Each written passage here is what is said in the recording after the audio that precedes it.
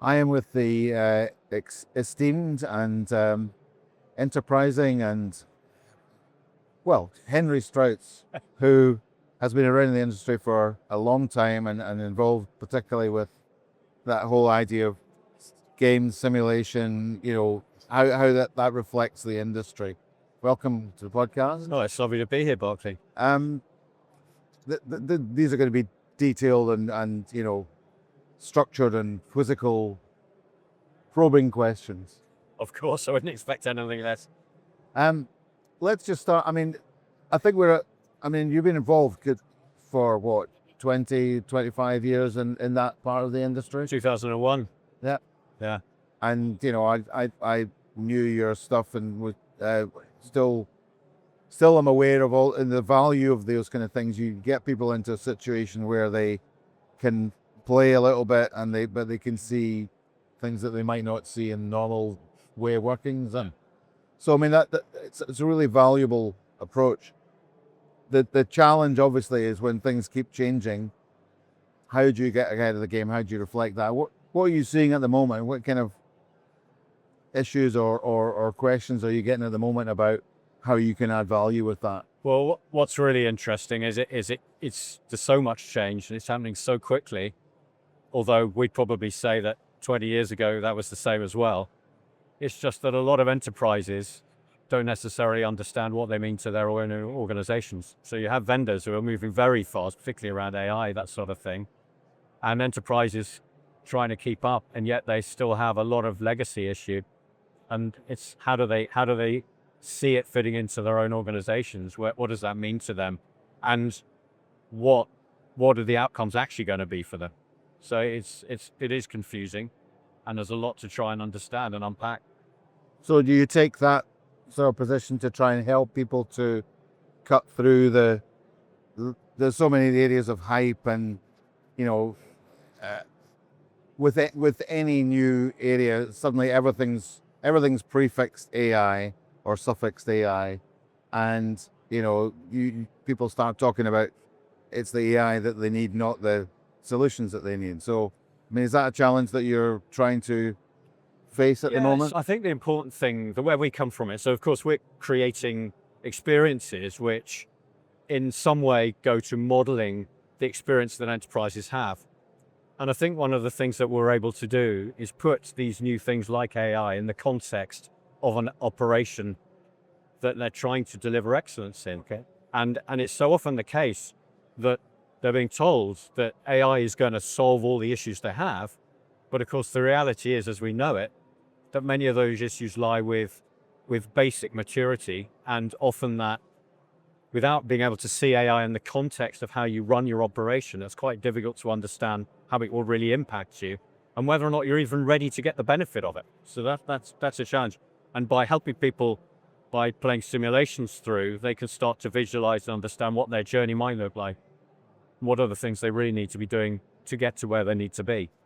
So it's an interesting time for us. I suppose one of the things is always, and I mean, I certainly remember from doing this, that you have these kind of moments. People have these, where they suddenly see something that they hadn't seen in their daily work, but that because they've been in a role playing or a different situation, that they get that kind of sudden perspective. I mean, is that something that you're trying to get across with the need for, business planning, feasibility, ethics? So these are all the questions, I suppose. Yeah. Is that the sort of thing that you're able to show? It could be that, or it might be something as simple as if we're using AI to search our knowledge base, for example, to speed up a resolution, to get to something quickly, and we're not, as a service desk operator, properly filling in a ticket resolution note or log, you're not going to get the benefit of the AI. It's simple, basic stuff often. And it's helping people have these epiphanies and make them realize that, we've got to get the basics right so that we can take advantage of some of this new technology. But to your point, it is all of these things. And it's helping people understand that all of those challenges that existed 20 years ago still exist. They're just perhaps in different places. And the challenges of getting changes right, the challenges of reducing mean time to restore, or all of these things are still in existence now, and they haven't changed. It's just that technology got a lot more complicated. I suppose one of the things is that there's so many opportunities with AI, but there's also probably a lot more risk Yeah. than there was.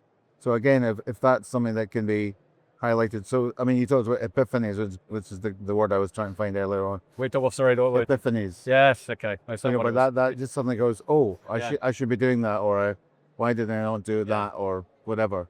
I mean, how does it work in terms of the simulation? I mean, is it something that you do online, or you do it with people in a room, or Yeah, so give us a sense well, of the that? thing is, where we are these days, Barclay, with our simulations, you maybe remember lots of bits of paper and card in a room and people playing roles. These days, we're 100% digital, so people are able to play in room or virtually, and it really depends on the context. I mean, COVID accelerated a lot of the situations for people to learn, but now we're able to run events with people, whether they're in India or Edinburgh or London. You know, it doesn't matter. You can have an event happening which involves people from the same team who are dispersed and may not ever have met each other in the flesh. So from that point of view, it makes experiences far more accessible. But the other thing that's kind of key that has never changed is we always used to talk about silos, right? And the importance of people really understanding the common goal that they have in an IT enterprise. And those challenges still exist. And one of the things that you can do now, particularly where people are geographically dispersed, is bring them together in a shared experience to recognize some of those challenges that they all need to embrace together. It might help them, for example, to understand where they sit in that value chain, Yeah. and realize that they're all contributing to an end result for their business customer and their end customer, which often can still be divorced because you're so specialized in what you do. Yeah, because we do this, but you're not seeing the other. And the other thing, everyone talks about observability, but how often do you see when an organization or a part of an organization is using observability to justify how good they are, rather than to really probe into how, as an organization, they could be delivering a better outcome if only they shared that data with downstream teams from them. So it's a really great way of having people to see how that all works. So yeah, I mean, I guess the other thing is that strategically, 20 years ago, I think it was a lot easier for a CIO or a CTO to understand all the working parts of their own organization. But these days, there's so many things that might well be beyond their knowledge and experience that by going through an experience simulation, for example, they're able to see much more how these things fit together to give an outlay. So it works really well from a strategic point of view, because if you're at a senior level now, a lot of the message you'll be getting is, well, AI can save you costs. Well, and that might well be true, but you also need to be considering what are the impacts of it if you don't get it right, or what are the advantages you can get in redeploying your people so that there can be a really better focus on the quality of what you do, as opposed to just cutting costs. So there's lots of things that can be considered when you look at it in the whole, and rather than just in isolation product, basically. Does that help with things like feasibility and business case? Oh yeah, no, absolutely. I think that's the other thing. I was talking to someone yesterday, actually, at the show, where they're working on a project with a particular customer, but there are 3 other parties all working in it. They've got distinctive overlapping bits of work. And the problem is they'll have each come in with a pitch and sold their bit to the CIO, or whoever's commissioned the work, or there's several different people that might have commissioned the work, but they might not all have a joined up perspective on what they really should be doing to get the outcome the business needs. Simulation is a great way of trying to bring together all those moving parts and help them to see that actually we need to really look at the big picture here and think, how do we as an organization need to evolve to make sure that we get the best outcome?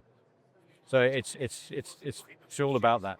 So I mean, I know you guys do the competition, the ITSM and so on, but I mean, in terms of like product development, SXP and so on, what's the next thing for you guys? Well, the areas that we typically work in Barclay are education, where we might have some generic experiences that people could use to complement, enhance education, basic best practice education, to bring it alive, if you like, help people to apply the learning.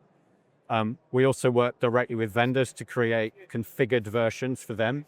A lot of the time, a vendor, now particularly to go back to what we're talking about, the complication of there being so many new technologies, how do they explain the value of what they're doing to a customer? So it helps with a simulation to show how those capabilities can drive change for that customer.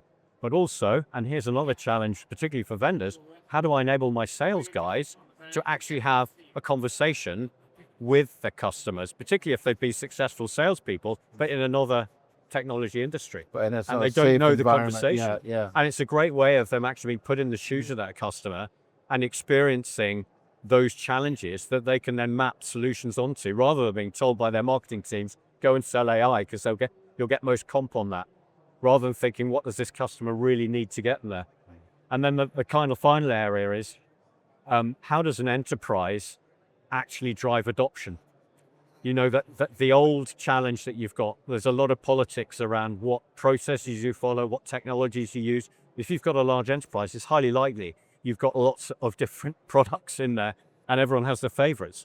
So if you've made a massive investment in a new enterprise product, how do you help people to buy into what you're doing and actually accelerate and drive the value from that? And how do you help your executives to understand what they need to be buying or what they've bought and they're not using, which is another common thing. So those are the kind of three areas. So I've always been very keen on the value of that, and it's great to see that you're still pushing that stuff forward and still plugging away at helping people to see the bigger picture, I guess. Thanks, Henry, Barclay. thank you very much. No, you're very welcome, Barclay. It's nice to see you. You too.